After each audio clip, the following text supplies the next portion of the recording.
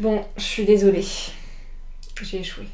J'avais dit que je mettais un timer de 1 minute et il a explosé le timing, donc du coup on est obligé de faire une deuxième partie pour la FAQ.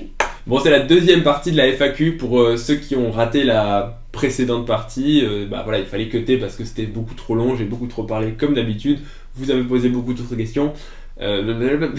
40 000 abonnés, une petite FAQ, la partie 2 en compagnie de Camille. Et je vous dis, c'est parti, générique. Don't know what's like it.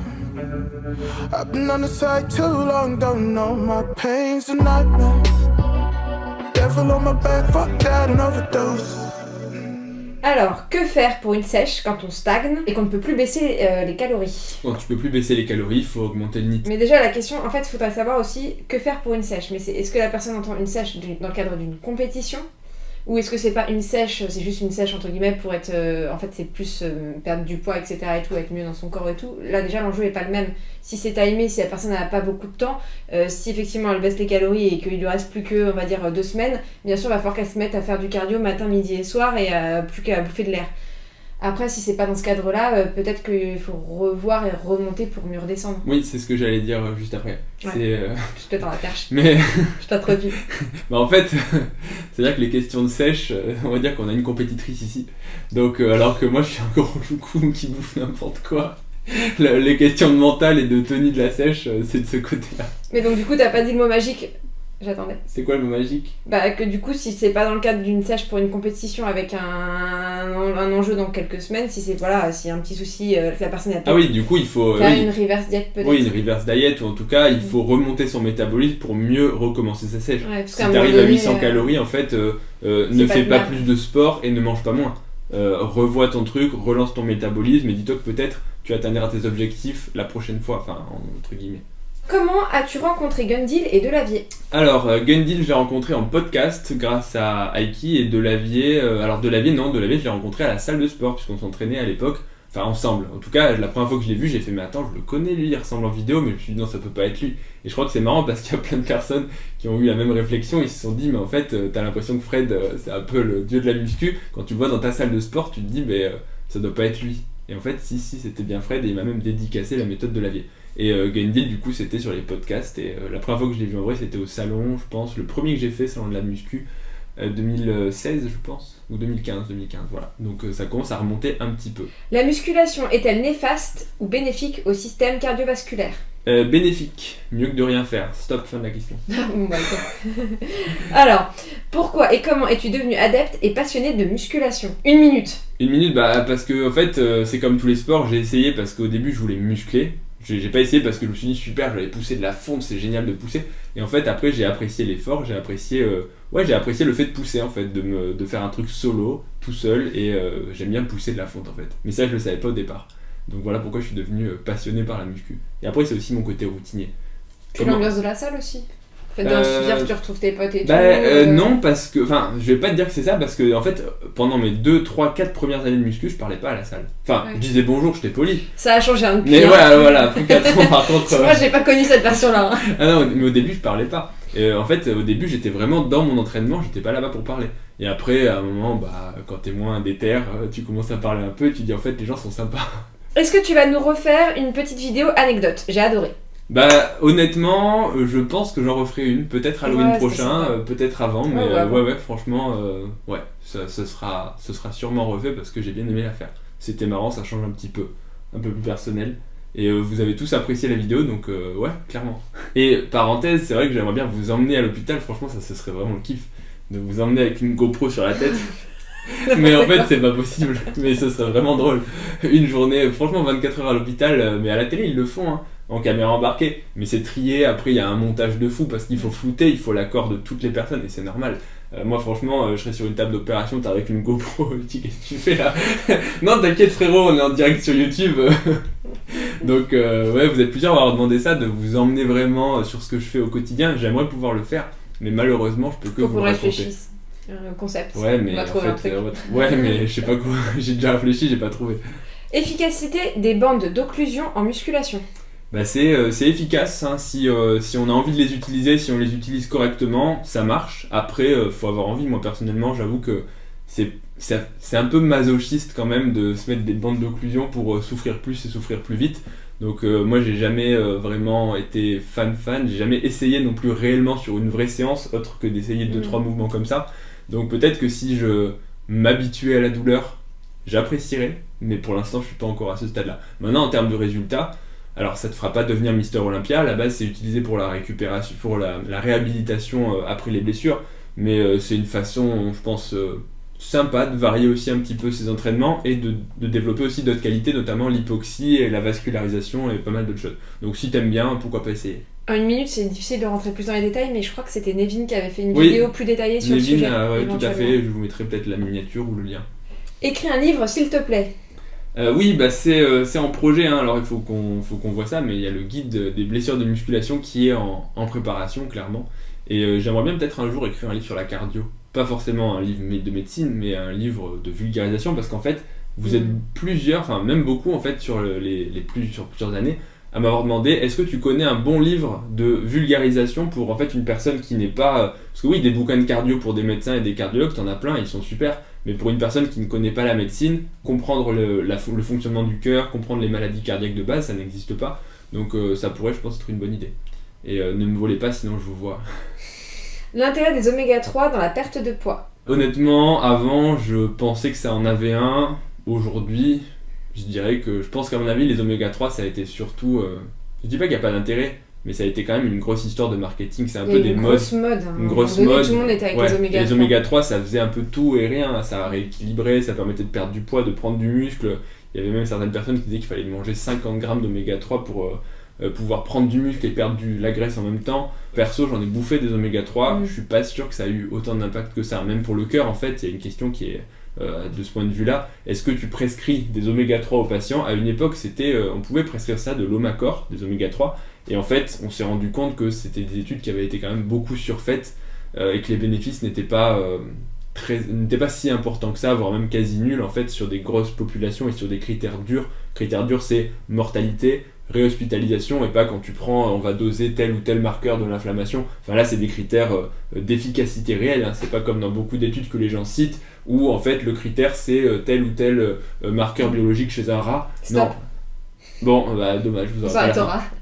Donc non, je prescris pas d'oméga 3 et je prescris pas de compléments alimentaires naturels. Aussi pour des raisons de prix, parce que les patients, malheureusement, c'est souvent pas des gens aisés, et quand déjà il faut qu'ils aillent à la pharmacie payer leurs médicaments, c'est déjà difficile. Alors si tu leur dis voilà la liste de compléments, comme on peut le voir chez certains préparateurs physiques, qui vont te sortir 200 balles de compléments alimentaires par mois, les patients, faut revenir dans le monde réel, ils peuvent pas payer tout ça. Donc on va à l'efficace. Pour favoriser l'hypertrophie, quel est le temps de récupération idéal ? Dans les études, c'est 90 secondes. Non, c'est 90 secondes maintenant.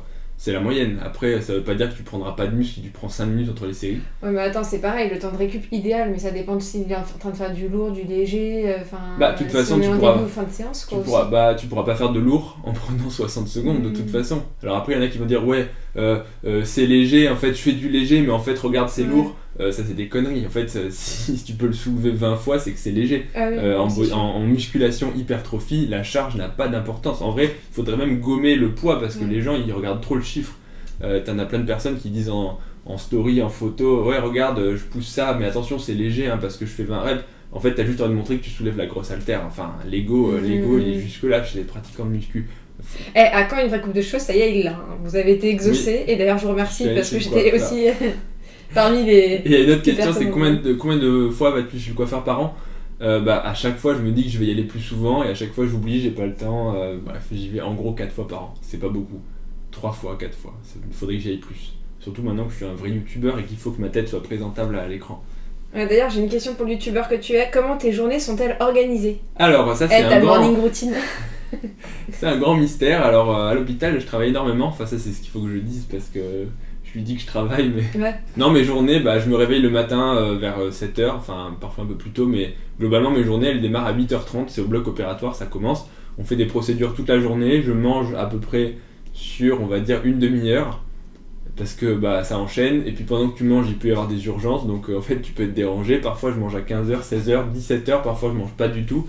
Donc la pause salariale minimale à l'hôpital dans les spécialités d'urgence, elle n'existe pas. C'est-à-dire que si t'as une urgence, tu te dis pas j'ai 1 heure de pause et puis on me fera pas aller travailler plus tôt. Et puis je finis malheureusement assez tard. J'aimerais bien finir plus tôt parce que quand même les soirées c'est important, donc Enfin les soirées, le soir au sens se reposer quoi. Donc je finis, on va dire, c'est jamais avant 18h et souvent 19h, 19h30, parfois 20h, voilà. Et après je vais au sport et après je dors et après je repeat. Alors ça c'est une question qui est vraiment intéressante. Est-ce que l'absence de douleur sur un mouvement, squat ou autre, écarte tout risque de blessure? Tu répondrais quoi toi, tiens? Ah bah que non, c'est pas parce que t'as pas de douleur. Ah bah non, parce qu'en plus des fois t'es à chaud, donc des fois c'est...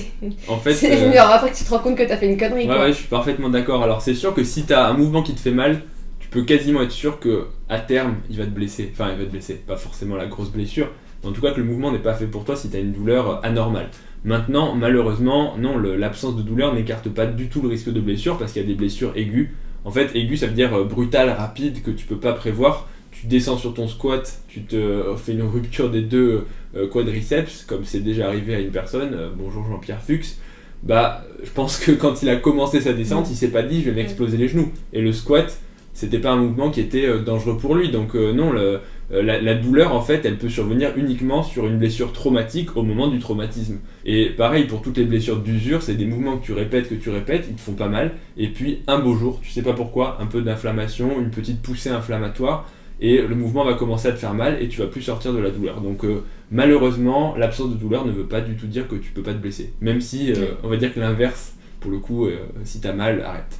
Ouais, et alors 36-15 ma vie, moi je me rappelle quand je me suis fait... Ouais, tu me mets une minute. J'ai eu un accident de ski où je me suis fait une fracture des épines, du plateau des épines tibiales, donc au niveau du genou.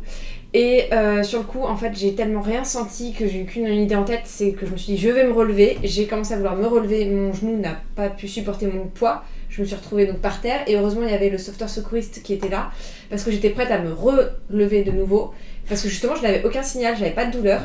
Et lui m'a dit non, on va arrêter et donc je suis partie et tout pour aller faire l'examen et c'est là où on a su que du coup il y avait eu beaucoup plus de dégâts que prévu. C'est vrai que donc, clairement quand t'es à chaud, quand c'est quand tu te refroidis que tu sens la douleur et que tu réalises en fait à quel point tu t'es blessé. Pareil, il y a un petit lien vers la vidéo où il y a le combattant qui se fait arracher un doigt et qui le sent même pas et puis à un moment c'est l'arbitre qui ressort le doigt et qui lui dit mec t'as perdu un doigt. Enfin, ça oui, paraît... et puis t'as le côté aussi quand t'es dans l'idée de je vais faire une perf et tout, du coup ton cerveau il est focus sur ta perf donc le reste c'est de l'auto-hypnose en fait. Ouais. Donc, puis t'as le stress et tout, donc je pense que quelque part du coup tu penses à autre chose, tu penses pas du tout à la douleur. Alors, comment nettoyer son foie et ses intestins? Ben ça tombe bien, vidéo détox. Est-ce que tu peux nettoyer ton foie et tes intestins? Je te laisse aller voir. Quel serait ton avenir médical, ambition, hôpital prestigieux? Bah, mon avenir médical c'est de continuer mon boulot, donc la coronarographie, la cardiologie. Hôpital prestigieux, c'est pas... Enfin honnêtement le prestige, je vais dire c'est pas un objectif en soi. Je pense qu'il vaut mieux être dans une équipe où tu bosses bien, où tu te plais en termes de rapport humain, parce que je connais des hôpitaux prestigieux, notamment, je vais pas citer de nom, mais voilà, il y en a qui sont très prestigieux, où l'ambiance et la collaboration, la confraternité entre les médecins est exécrable. Chacun se tire dans les pattes, c'est la guerre permanente, ils se crachent dessus. D'ailleurs, on a déjà vu des suicides de médecins dans certains hôpitaux très prestigieux, donc c'est pas, enfin pour moi en tout cas, c'est pas une fin en soi. As-tu déjà pensé à la prise de stéroïdes anabolisants? Alors, pour être très franc, il n'y a pas une semaine où je pense pas à me doper. Non, bah bien sûr, j'y ai pensé comme tout le monde. Je pense que celui qui dit qu'il n'y a jamais pensé, il est hypocrite. Forcément, quand tu as envie de progresser, quand tu as envie de te développer, bah tu réfléchis à toutes les options qui sont possibles, que ce soit la salle de sport, que ce soit la nutrition, que ce soit les compléments, et forcément, parmi ces options, il y a les stéroïdes anabolisants. Maintenant, pourquoi j'ai jamais franchi le pas? Parce que j'ai pesé, pour faire très rapidement, le bénéfice et le risque, et je pense que j'ai pas extrêmement besoin d'être plus musclé parce que déjà je suis déjà assez musclé, je suis déjà très musclé même on va le dire, et je pense que je peux gagner Olympia naturellement pour montrer aux gens que c'est possible, leur donner de l'espoir. Et voilà, non mais tout est une question de bénéfice-risque. Honnêtement les stéroïdes, s'il y avait zéro risque, mais je serais le premier à en consommer. Parce que si t'as que du bénéfice, le problème c'est que ça vient avec du risque. Donc un risque que moi je trouve pas acceptable pour mes objectifs. Ouais, et puis des désagréments aussi au quotidien. Donc, c'est ça, c'est que c'est pas tout rose. Les gens pensent que oui, t'as un super physique, tu vas te montrer sur les réseaux, tout le monde va te dire ah, putain, t'es trop musclé, t'es trop beau gosse. Oui, c'est vrai, mais à quel prix? Alors, la question suivante, il y a un peu deux questions à la fois. C'est comment avoir un bon équilibre hormonal, mais ça peut être lié, et un bon équilibre digestif. C'est un peu vague comme question. Ouais, en plus ça dépend du profil de la personne, homme, femme, âgé, pas âgé. Ouais, un bon équilibre. En fait, l'équilibre hormonal, ça veut pas dire grand chose. Et je vais être un peu méchant et je vais tacler, mais je trouve que c'est un peu ce qu'on retrouve beaucoup sur Instagram, votre équilibre digestif, votre équilibre bien-être, votre équilibre hormonal. Ça veut pas dire grand-chose. Souvent, je reçois des questions, ouais, regarde mon taux de testostérone. Alors les femmes en voient beaucoup moins, je sais pas pourquoi, mais c'est plus les mecs. Et ouais, regarde, j'ai tel taux de testostérone. En fait, j'ai envie de dire, votre taux de testo, on s'en fiche un petit peu, c'est pas ça qui va changer grand-chose sur votre vie. Il y a des gens qui vivent très bien avec une testo un petit peu plus basse, d'autres qui vivent moins bien sur le plan général avec une testo qui pourtant est dans la limite haute. Enfin, il faut pas se fixer sur des normes. Alors après, ce que tu appelles équilibre hormonal, c'est peut-être aussi tout ce qui va être hormone du stress, cortisol, insuline, donc prévention du diabète, gestion de la glycémie, etc. Toutes les hormones, parce qu'il y a beaucoup d'hormones. Mais voilà, la question est un peu vague, mais du coup, comment avoir un bon équilibre ? Je dirais pour l'insuline, ce serait manger équilibré, éviter les sucreries, faire du sport. Pour le cortisol, éviter de stresser, super, vaste sujet, j'ai fait une vidéo à ce sujet, vous pouvez la consulter. Et pour les hormones sexuelles, malheureusement, pas grand chose à faire, ou alors ça rentre dans des sujets très complexes, surtout chez les femmes. Pour les mecs, c'est plus simple. Nous, notre testo est plus fixe. Mais bon, par rapport à ce que tu dis, effectivement, déjà, un bon conseil, ce serait déjà d'avoir une bonne alimentation, c'est la première des médecines, entre guillemets, c'est déjà... Ouais, et bonne alimentation et une bonne hygiène de vie, en fait. Ouais. Parce que même le stress, en fait, ça influe beaucoup sur les hormones sexuelles chez les femmes, le sommeil... Tes notes au lycée, je voudrais être médecin, mais les notes me font peur. Alors, mes notes au lycée, bon déjà, si tu veux être médecin, franchement, c'est un beau métier. Et si c'est le métier qui te fait envie, que t'aimes aider les gens, que t'aimes t'occuper des gens au sens assez large, que c'est pas le don de soi, je vais pas aller dans la mièvrerie, mais oui, c'est un très beau métier, donc déjà félicitations. Maintenant, est-ce que les notes au lycée doivent te faire peur ? Mes notes au lycée, elles ont été relativement correctes plus, en fait, dans le sens où je faisais pas grand chose au lycée et j'avais des notes correctes. Quand je dis correct, c'est globalement j'étais à peu près à 14-15 en maths, parce que j'ai toujours été plutôt bon en maths. En physique, il fallait déjà plus apprendre les formules et j'étais un peu moins bon, genre plutôt 13, et en SVT, là pour le coup, la biologie, paradoxalement, c'était que du par cœur. Les roches, la reproduction, etc. Et là, j'étais pas très bon parce que j'apprenais pas par cœur. Donc j'avais peut-être 10 ou 11. Au bac, j'ai bossé un petit peu, du coup, je m'en suis sorti à peu près avec, je crois que c'était 14,8 de moyenne, mention bien.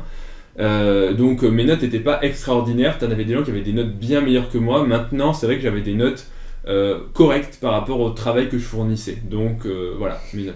J'adore ces gens dans Mac, des notes correctes par rapport au travail que je fournissais, ça veut dire que j'en demandais pas une. En fait, j'ai passé mon temps à jouer. C'était ça, non? Et j'ai envie d'enchaîner, il y a une autre question, on va la mettre juste après, en fait, c'était sur YouTube, donc je vais vous la lire oralement. La personne disait, est-ce que pour être en médecine, il faut avoir des prédispositions? Et d'ailleurs, il y a eu un petit débat, j'ai lu vos commentaires, en fait, une personne qui dit, moi je suis en médecine, j'ai pas de prédisposition particulière, et moi je suis pas d'accord avec ça. Pour moi, effectivement, être en médecine, ça veut pas dire qu'on a une intelligence supérieure, dans le sens où je pense que les gens vraiment intelligents au sens mathématique, au sens logique, ils sont pas forcément, il y en a, mais ils sont pas forcément en médecine, ils sont plutôt, c'est les astrophysiciens, les mecs qui font des formules mathématiques, les gens qui font des trucs comme ça, même sur l'informatique en fait, je pense que c'est des trucs qui sont en termes de concept. C'est vrai qu'en médecine, il faut beaucoup apprendre de par cœur, il faut avoir une grosse capacité de travail parce qu'en fait on fait des gros horaires, il faut beaucoup travailler, il faut faire toujours la même chose de façon un peu répétitive et il faut apprendre, ingurgiter beaucoup de choses, des formules, des normes, de l'anatomie et tout ça. T'as beau être un génie, en fait à un moment l'anatomie, si tu l'apprends pas, tu la connaîtras pas. Alors que en maths, et j'en suis persuadé, je connais des gens qui bossent pas du tout en maths, sauf qu'en fait leur cerveau il est tellement brillant qu'ils arrivent à retrouver les formules et à toujours se dépatouiller. Là où toi, t'as beau avoir appris la formule par cœur, en maths, il faut réfléchir, il faut raisonner. Donc pour moi, il faut avoir des prédispositions en termes de mémoire, en termes enfin pas logique, mais de capacité de travail. Et oui, si t'as réussi médecine, pour ceux qui l'ont réussi, c'est quand même que t'as des prédispositions, parce que je veux pas être démago. Je pense que si t'es vraiment bête, tu pourras pas faire médecine, parce qu'en fait, t'auras pas assez de mémoire pour tout apprendre. Donc à un moment, il faut pas être un génie, il faut être brut de décoffrage, il faut apprendre beaucoup, mais il faut des prédispositions pour ce qui est demandé. C'est comme en sport, t'as des prédispositions dans un sport ou un autre sport. Il faut trouver, est-ce que la médecine te correspond, est-ce que ça te plaît. Je connais des gens intelligents qui n'ont pas pu faire médecine parce qu'ils n'arrivaient pas à bosser 10 heures par jour, à tout apprendre. Donc en fait, tu peux être intelligent et rater médecine, tout comme tu peux être bête. Non, bien sûr que le mec qui est vraiment un débile profond, il ira jamais en médecine. Mais tu peux être à peu près moyen, mais extrêmement bosseur, et j'en connais aussi. Donc en fait, oui, tu peux compenser un petit peu maintenant. Voilà, tout dépend un peu du mélange de tes qualités. Voilà, fin de la réponse. Et j'ai fait beaucoup plus qu'une minute. Oui, là on va exploser. Est-ce normal que le cœur galère à redescendre en BPM des heures après une séance ? Non. pas forcément normales. Donc en gros, c'est le cœur qui s'accélère pendant une séance et qui met beaucoup de temps à redescendre. C'est pas forcément normal, ça peut être le signe de plusieurs choses, notamment un surentraînement. Une mauvaise gestion de ta séance. Il y a des séances ultra intenses où tu t'es épuisé, où en fait c'est un peu un surentraînement aigu, où en fait tu t'es tellement épuisé que ton cœur il rattrape, je sais pas comment l'expliquer de façon physiologique et simple, mais ton cœur rattrape une dette oxygène, en gros tu l'as trop sollicité, il met du temps à redescendre. Ou après c'est parfois un déconditionnement ou une mauvaise adaptation à l'effort, ou parfois des vrais troubles du rythme. Mais souvent c'est simplement un manque de sommeil ou que l'effort qui a été fait est trop intense. Est-ce que c'est normal d'être essoufflé quand tu reprends une activité cardio alors que la personne n'a jamais arrêté de faire de la muscu ? Ah bah oui, parce que tu fais pas du tout le même effort. C'est comme si tu arrêtes la muscu, que tu fais que du cardio, tu te remets sous les barres, tu vas te dire je comprends pas, je suis coincé dessous. En fait, c'est pas du tout le même effort, ton cœur et ton corps s'adaptent à l'effort que tu lui demandes. Donc si tu arrêtes n'importe quel effort, quand tu reviens, il faut te réadapter. Ça sera plus rapide que si tu as tout arrêté, mais forcément, c'est pas le même effort. Donc, même pour donner un exemple plus concret, ne serait-ce qu'à la salle de sport, dans la musculation, t'arrêtes un exercice pendant 6 mois, le jour où tu reviens, t'es plus aussi fort qu'avant. Pourtant, tu n'as pas arrêté la muscu. Simplement, tes connexions nerveuses, ton entraînement, tes muscles, ils sont plus habitués à ce type d'effort. Les séries de sang, qu'est-ce que tu en penses ? Je pense que c'est utile. C'est un bon moyen pour rattraper des points faibles et c'est juste... Le seul défaut, c'est que c'est chiant, c'est contraignant. Mais sinon, c'est efficace. Ok. Alors, salut le doc. J'aimerais avoir ton point de vue philosophico-psychologique sur ce que tu considères comme étant une approche saine et adaptée de notre discipline, à savoir la culture physique. C'est une question difficile, mais en même temps pas tellement. Il faut trouver ton équilibre. Je pense qu'il faut mettre son ego au placard pour essayer de se dépasser, tout en restant en sécurité, pour pas faire n'importe quoi, pour durer, parce que le but c'est pas de se muscler très vite, mais ensuite de s'arrêter complètement, blessé ou démotivé.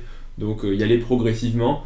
Ne pas trop regarder les autres, parce que c'est aussi le piège, c'est qu'on voit les autres, on se dit, il y en a qui sont vraiment plus musclés que nous. C'est de vouloir trop se comparer, trop faire comme les autres, et on va y revenir dans un concours d'ego. Au final, la culture physique, c'est, je pense, avoir un corps sain, dans un esprit sain, et je pense que c'est ne pas non plus négliger ce qui est autour du sport, ne pas s'enfermer dans le sport et vouloir trop en faire. Donc je pense qu'en moins d'1 minute, ce sera une bonne façon de résumer. Alors, salut le doc, j'aurais aimé savoir si une consommation régulière de compléments alimentaires pouvait s'avérer opportune afin de pallier aux carences nutritionnelles des aliments issus de l'agriculture industrielle. Je pense que la réponse va faire bizarre, parce qu'il y a beaucoup de gens qui disent ouais, les compléments alimentaires, c'est uniquement quand tu as une alimentation irréprochable. Rien ne remplace la nourriture. Je suis pas forcément d'accord. Moi, je dirais plutôt que oui, les compléments peuvent tout à fait complémenter justement là où tu as des carences. Je cite cet exemple à chaque fois. Moi, je mange pas de fruits, pas de légumes.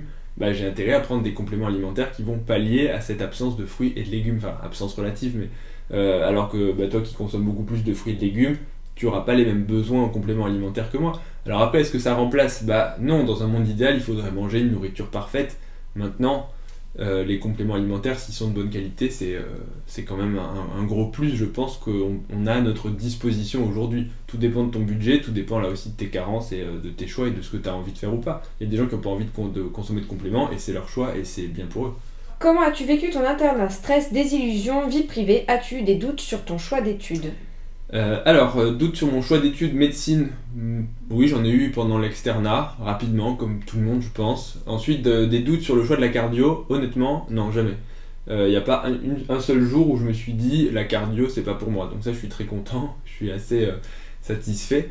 Et oui, des périodes de stress, l'internat, surtout, il y a des internats plus difficiles que d'autres, alors j'ai rien contre les gens, mais l'internat de psychiatrie et l'internat de réanimation ou l'internat de neurochirurgie, c'est pas vraiment les mêmes en termes d'horaire, en termes de stress, en termes de garde, en termes de tout ça. L'internat de cardio, c'est un des internats qui a la réputation d'être quand même assez difficile, on fait beaucoup de garde, on fait des gros horaires. Donc oui, clairement, des périodes de stress, il y en a toujours, parce que tu as la vie des patients dans des urgences entre les mains. Quand tu deviens autonome, quand des fois tu te dis je fais une erreur, le patient peut mourir, surtout quand tu fais de l'interventionnel, où là tu te dis si je fais une fausse manœuvre, une fausse manip, si je me trompe, si je fais une erreur, le patient peut mourir sous tes yeux, donc oui, du stress il y en a. Après voilà, doute, désillusion, comme dans beaucoup de métiers en fait où tu es avec de l'humain, où tu accompagnes les gens, il y a des choses, des situations à gérer, ça peut être difficile. Maintenant c'est quand même très gratifiant la plupart du temps, et c'est comme ce que je disais, coucou Marine, on en discutait l'autre fois. En fait elle me dit mais voilà, comment tu gères les situations difficiles, et en fait c'est vrai que des fois il y a malheureusement des complications, mais c'est très bizarre de dire ça, mais pour une personne qui a une complication et qui va mourir, tu vas en sauver 30, 40, 50. Donc oui, il y a un peu de casse, mais au final, tu sauves quand même beaucoup de personnes et tu es utile à beaucoup de monde, et donc c'est ça qui rend le métier formidable. Donc ce sera le mot de la fin. Il y a une question, c'est est-ce que tu pourrais présenter, alors là c'est vraiment 1 minute, ton métier, si c'est possible, et est-ce que tu fais de la chirurgie ou pas? Et je pense mon métier c'est beaucoup trop lent d'1 minute, mais est-ce que je fais de la chirurgie? Alors la cardiologie, de la plomberie en fait. Voilà, la cardiologie interventionnelle, c'est pas de la chirurgie dans le sens où il n'y a pas d'ouverture, mais on rentre du matériel, mais c'est par des micro-incisions. C'est par les vaisseaux, donc on ponctionne, on rentre. Il n'y a pas de, on n'incise pas, alors on peut être amené à inciser quand on veut passer des gros tuyaux, etc.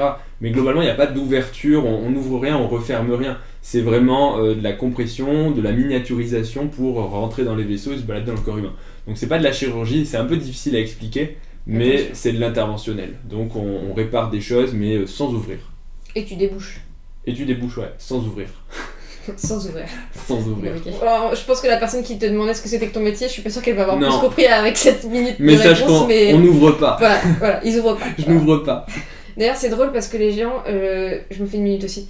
Les gens, en fait, c'est t'es médecin, c'est t'es chirurgien ou t'es pas chirurgien, comme s'il y avait un classement. Le fait d'être chirurgien, ça te classe sur un niveau encore plus suprême, au-dessus de tout. C'est très drôle parce que moi, quand on me demande, Apollo, il fait quoi? Je dis, cardio. Ah ouais, il est chirurgien ou pas? Ouais, chirurgien cardiaque. Et alors, je sens que si je réponds oui ou non, ça va changer dans le degré d'attention. Oui, c'est... Non. Bon, non. Mais après, je peux comprendre parce que pour faire de l'interventionnel, mais c'est aussi parce qu'à la télé, ils nous vendent que des trucs avec des mecs qui font avec du sang partout, quoi, aussi. Mais je comprends parce qu'en fait, pour l'avoir vécu, à la fois, comme j'ai dit juste avant, t'as beaucoup de stress dans le sens où, en fait, quand tu opères quelqu'un, quand tu prescris des médicaments et tout ça, le médicament, il est déjà fait. T'as aucune variabilité sur le médicament, il est conditionné en usine, c'est uniquement ta prescription. T'as 10 cardiologues, les 10 font la même prescription, il se passera la même chose. L'interventionnel, d'aller réparer, c'est vraiment de l'habilité technique. Et si tu fais une erreur, si tu mets un coup de bistouri au mauvais endroit, c'est con. Si tu mets un stent qui est trop gros, tu fais éclater l'artère, enfin ça va vite, hein. En fait, tu peux vraiment tuer la personne devant toi. La complication peut... Si tu passes à côté d'une dissection. Ouais, non, mais tu tues la personne devant toi. Donc en fait, c'est pour ça qu'à la fois, tu as des gros bénéfices. Parce que si tu répares, tu as un trou, tu fermes le trou, tu as réparé la personne. Mais si tu crées le trou et qu'il meurt... Oui. Donc en fait, c'est pour ça que c'est beaucoup plus actif. Donc ça fait un peu Dieu. Mais oui, c'est ça. Alors, stop. Il fallait pas que tu... Je l'ai montré. Non, mais elle rajoute des minutes et après elle pose des questions où forcément elle sait que je vais parler plus. Quels compléments alimentaires prends-tu et pourquoi les prends-tu? Ah ça, ouais. Attends, ça on va dire direction sur Instagram quand on fait des unboxings, comme ça voilà, ça sera l'occasion. Abonnez-vous sur Instagram. Quand on reçoit les colis Nutrimuscle, en général, Paul Mathieu vous montre ce qu'il prend et il explique pourquoi il le prend, comme ça. Ouais, parce qu'en 1 minute c'est impossible. Ouais, et vous aurez des infos. On va essayer d'en parler un peu plus des compléments que tu prends sur Instagram. Je pense qu'on pourrait faire un encart dédié pour en mettre en story à la une. Alors, que penses-tu des montres connectées et le fait de suivre son rythme cardiaque, son activité et pour certains le CG ont-ils une utilité pour la santé? Alors, j'y ai répondu dans une vidéo 1 minute sur Instagram et donc je vous invite à vous abonner. Alors peut-être que je l'aurais pas publié, mais du coup si vous mettez des likes, je mettrai la vidéo avant.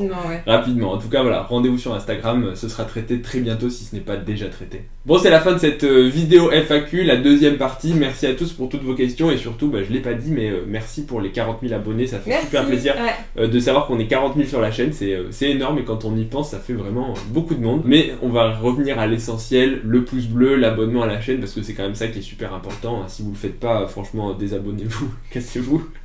Bref. Allez, là, on va redescendre à 30 000 en 2 secondes. Allez, retrouvez-moi sur Instagram, ledog.pm. Fin de la vidéo. Bisous à tous. Ciao. Bisous.